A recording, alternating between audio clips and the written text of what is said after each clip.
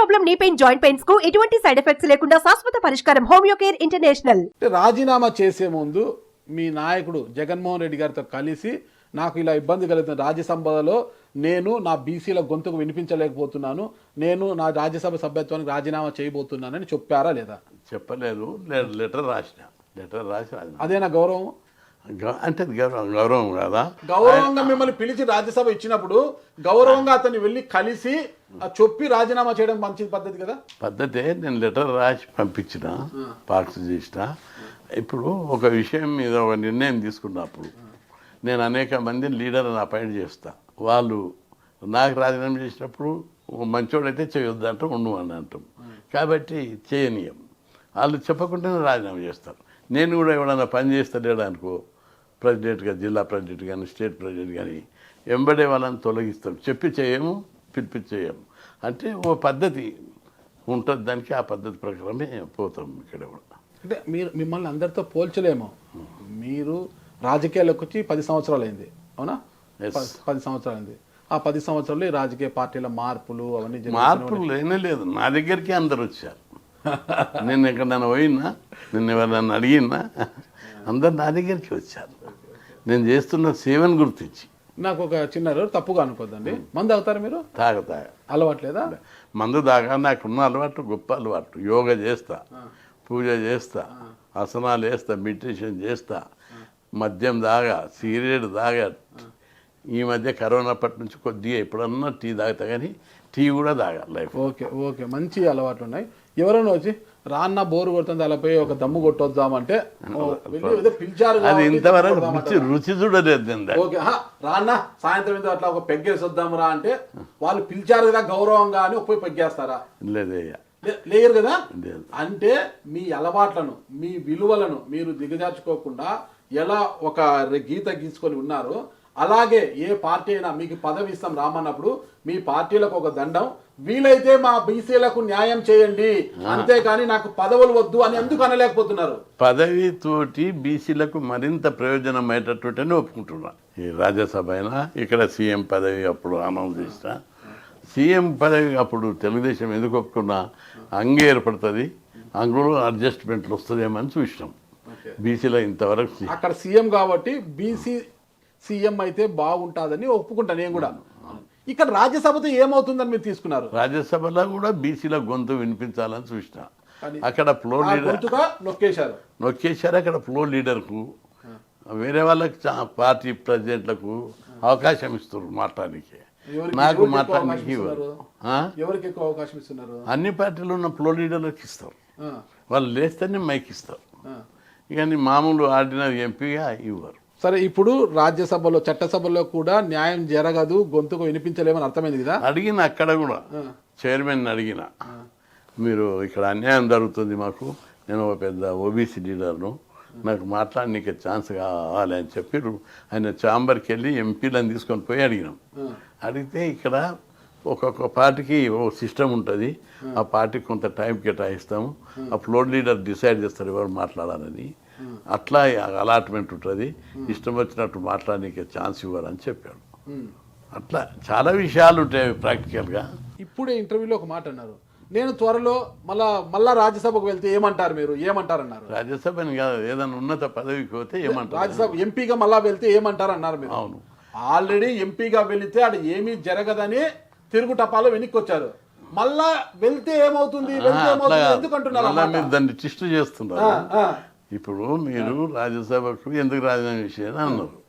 అప్పుడు ఇప్పుడు మళ్ళీ వెళ్తే ఏమంటారు, పైసా ఏదో బయట ఉన్న పుకారాన్ని బట్టే ఇట్లా అన్నారు.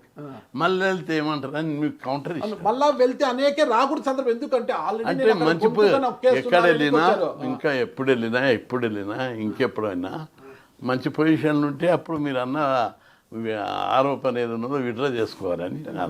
జాతీయ స్థాయి కమిషన్ ఏదన్నా ఉండొచ్చు, అవి అన్ని చెప్తారా ఎప్పుడన్నా? భవిష్యత్తులో ఇంకింత బలమైన ఆయుధం దొరికితే అప్పుడేమంటారు? అంటే ఫైనల్ గా ఒకటే, ఎవరి ప్రయోజనం కోసము, ఎవరి నోటు కోసము ఈ బీసీ కృష్ణయ్య గారు అమ్ముడుపోయే వ్యక్తి కాదు. బీసీల ప్రయోజనాల కోసమే, బీసీలకు అభివృద్ధి జరుగుతుంది, బీసీలకు మరింత ప్రయోజనాలు చేకూరుతాయి అన్నప్పుడు మాత్రమే ఆ పదవి, అధికారం, ఆయుధాన్ని నేను పదవిని ఎంజాయ్ కోసం కాదు, ఆయుధంగా తీసుకుంటూ యుద్ధం చేయడం. ఓకే ఓకే ఓకే చాలా మెత్తబడ్డారు. ఇంకేం యుద్ధం చేస్తారు? మెత్తబడ్డారు. ఏం మెత్తబడలేదు.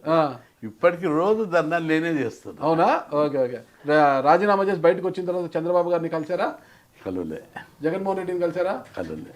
ఇక్కడ రేవంత్ రెడ్డి గారిని ఏమైనా కలిసారా? ఇక్కడ బీసీలో డిమాండ్ ఉన్నప్పుడు 2 సార్లు 3 సార్లు కలిసిన. జాతీయ స్థాయిలో గొంతుకు వినిపిస్తుంది అనేసి మిమ్మల్ని రాజ్యసభ పంపిస్తే ఏపీ నుంచి, ఏపీని గాలి కుదిరేసి ఎంతసేపు ఉన్న తెలంగాణనే తెలంగాణ వాదంలోనే తెలంగాణలోనే బీసీలు ఉన్నట్టు మాట్లాడితే ఎట్లా? నాగరాజు గారు రోజు 100 మంది వస్తారు ఇక్కడికి దేవగానే. వాళ్ళ సమస్యలు ఎన్నో. తెలంగాణలో ఉంటారు కాబట్టి ఇక్కడికి అంత వస్తారు. మీరు ఏపీలో కూడా ఆఫీస్ పెడితే మీద ఆడ ఏపీలో కూడా వస్తారు. అంతేగా తెలంగాణ ఏపీ డివైడ్ అయినాక ఏపీ మీద కూడా నాకు అభిమానం ఉంది. అక్కడికి వాళ్ళు కూడా వస్తుంటారు. అక్కడ కూడా ఆర్గనైజేషన్ బలంగా ఉంది. అక్కడ బీసీలకు కష్టాలు వస్తే అక్కడ కూడా పోయి పోరాడుతున్నా, మీటింగ్లు పెడుతున్నా. కాబట్టి సమస్య ఏం లేదు. ఇప్పుడు నాకు ఒక గట్టిగా కెమెరా ముందు ప్రమాణం చేయాలి మీరు, ఇక బీసీల ప్రయోజనాల కోసమే నేను పోరాటం చేస్తా, ఏ రాజకీయ పార్టీ పంచానికి వెళ్ళను అని చెప్పగలుగుతాను. ఆ విషయం కాదు, బీసీల అభివృద్ధికి ఉపయోగపడే ఏదైనా నేను తీసుకుంటా. ఓకే. బీసీల ఇది బీసీల అభివృద్ధికి ఇది ఉపయోగపడుతుంది అనుకుంటే. ఉపయోగపడుతుంది అంటే ఏ విధంగా ఉపయోగపడుతుంది చెప్తా కదా, ఆ రోజు చెప్తా. బీసీల అభివృద్ధికి ఉపయోగపడుతుంది అనుకుంటే తప్పనిసరి బీసీలకు దేశంలో ఇంకా అనేక రాష్ట్రాలు ఇప్పుడే చెప్పాను, బీసీలు ముఖ్యమంత్రులు ఉన్న రాష్ట్రాల్లో కూడా తెలుగు రాష్ట్రాల్లో ఉన్న స్కీములు లేవు. అన్ని స్కీములు కొట్లాడి పెట్టించాను, దానికి అభినందించాలి. ఈరోజు తెలుగు రాష్ట్రాలలో పల్లెటూరికి ఒక గుడిసెన్ దట్టు డిగ్రీ చదివే పిల్లగాడు దొరుకుతాడు, ఇంజనీరింగ్ చదివే పిల్లగాడు దొరుకుతాడు. ఎట్లా వచ్చిన వాళ్ళంతా, ఏ విధంగా అయినారు? ఇది దేశంలో ఎక్కడన్నా జరిగిందా? బీసీలు ముఖ్యమంత్రులు ఉన్నారు. ఎక్కడ బీహార్, యూపీ, తమిళనాడు, కర్ణాటక, మధ్యప్రదేశ్, గుజరాత్ అని మహారాష్ట్రలో, రాజస్థాన్లో, ఛత్తీస్గఢ్లో బీసీలు ముఖ్యమంత్రులు 20 ఏళ్ళ నుంచి చదువుకుంటూ వస్తున్నారు. ఎందుకు జరగలేదు అక్కడ పరిణామం? విప్లవాత్మకమైన మార్పు ఎందుకు జరగలేదు? నేను విప్లవాత్మకమైన మార్పు కోసం చేస్తే దాన్ని అభినందించాలి మీరు. ఓకే, ఖచ్చితంగా మీరు తీసుకొచ్చిన మార్పులు భవిష్యత్తులో మంచి ఫలాలు ఇవ్వాలి. ఇంకా మార్పు కోసం కొట్లాడుతున్న జాతీయ మీరు కొట్లాడాలా, మీ వెనక బీసీలు అందరూ ఉంటారు. అయితే నన్ను అయితే ఒట్టి చేతులతో పంపిస్తున్నారు. నేను చాలా ఆశగా వచ్చాను. రాజ్యసభ రాజీనామా కోసము ఒక కోట్లు నిండి ఉన్న ఒక సంచిని ఇచ్చారు ఆర్ కృష్ణయ్య గారికి అని చెప్పారు. నేను కూడా పోయి అన్నతో 1 కోటో 2 కోట్లు తెచ్చుకుంటాము అనుకొని నేను వచ్చాను. నేను రాజీనామా చేస్తే పైసలు ఇస్తారా? అంటే నాకు పదవి కాదు, నువ్వు రాజీనామా చేస్తే నాకు పదవి వస్తుంది అన్నప్పుడు నీ పదవి నాకు వస్తుంది, నువ్వు రాజీనామా చేసి వెళ్ళిపోతే అది మా ఎన్డీఏ కూటమికి బలం ఉంది కాబట్టి మాకు వస్తుంది అనుకున్నప్పుడు పైసలు ఇస్తారు. ఆ పైసలు ఏమన్నా ఉన్నాయేమో అన్నతో నేను కూడా ఇప్పించుకుంటా. పైసలు సంపాదించడం అయితే వ్యాపారం చేస్తా, బిజినెస్లు చేస్తా, రియల్ ఎస్టేట్ చేస్తా. నా శిష్యులు 10,000 కోట్లకు ఈ వీటికి ఇసుటి వాటికి ఆశపడుతున్నా. నాకు హోదా ఉంది, స్థాయి ఉంది, రాజ్యాధికారంలో ప్రతి ఒక్క ఉన్నతమైన స్థానం ఉంది. అనేక సార్లు నాకు 100 కోట్లు వచ్చే అవకాశం ఉండే. రాజ మార్తాండ. ఇప్పుడు నేను అనేక ఉద్యమాలలో మండల కమిషన్ ఉద్యమం, సమసంగ్రామ పరిషత్ ఉద్యమం, క్యాపిటేషన్ ఉద్యమంతో మేము ఉద్యమాలు చేసినప్పుడు ముఖ్యమంత్రులే దిగొచ్చాం. మంచి మంచి ఆఫర్స్ వచ్చినాయి, ఎక్కడ కూడా రాజీ పడలేదు. నాకు నా ఉద్యమానికి అన్ని పార్టీలు మద్దతు ఇచ్చినాయి. కమ్యూనిస్టులు, నక్సలైట్లు, మావోయిస్టుల కాడికేసి నా ఉద్యమానికి మద్దతు ఇచ్చారు. నా లోపల ఏ మాత్రం ఇంత కలంకం ఉన్నా,